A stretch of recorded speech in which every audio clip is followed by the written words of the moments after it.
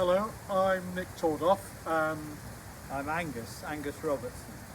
And we're both directors of MorVolts Limited, which is a subsidiary of the Morvern Community Development Company.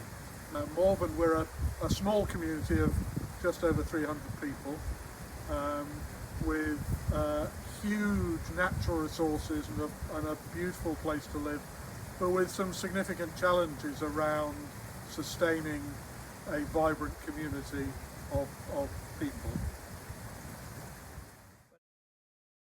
I mean, the simple answer is money. It's all the things that we can do if we've got some money. That's us being honest. And we watch a lot of other people developing renewable energy projects and community schemes, and we're a bit behind the game. We've missed the best of the feed-in tariff, but we are here and we're more or less built and ready to go. The reason we went for hydro, and the blunt reason for that one, is it rains a hell of a lot here. And I've been in hydro for many years now and kind of hooked on it. But one of the best things about it is when it's pouring with rain, dark winter nights, and everybody's getting hacked off and fed up. And you can look at the meter and see it ticking over and think, life's not so bad. Yeah, well, we've picked this site, Barr River in Morvern. It's a site that belongs to the Forestry Commission, and we've designed it with Glen Hydro advising us and D.A. McDonald building the project. We designed and built this 1600 kilowatt run-of-river hydroscheme, and we think it's probably going to be the largest community-owned hydro in Scotland, in Britain, and I think maybe even in Europe. And it's all about 6 weeks away from commissioning, so it's getting quite exciting. I think the first thing to say was around deciding how we were going to fund it. And there are a number of different models that we could have used.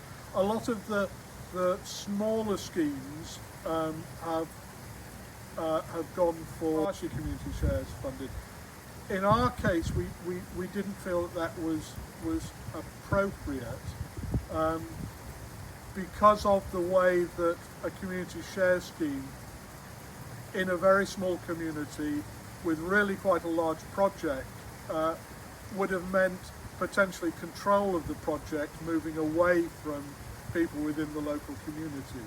So we ended up funding it entirely through loan financing. Working with the banks has been an interesting exercise. We were very aware that their appetite for risk at various points didn't meet our needs or aspirations. They were extremely supportive all the way up to the negotiation of financial close, became very, very hard-headed and hard-nosed as we were negotiating the details of the contract. But once they are in a partnership with you, their interest is in maintaining that partnership and maintaining you as a viable operation. They are extremely helpful in doing that. Yeah, I entirely agree with what you said, Nick. I think that the first bit, the planning, development, and particularly raising the finance, was just, as tough as it gets. It was really tough. And once we hit that financial close and pressed the button to start, it's been pure pleasure. As a number of people have said to us, including John Heaton from Glen Hydro, building the scheme is the easy bit. Funding it and getting it all organised and designed was the bit that took the emotional effort and the support of quite a lot of people around us.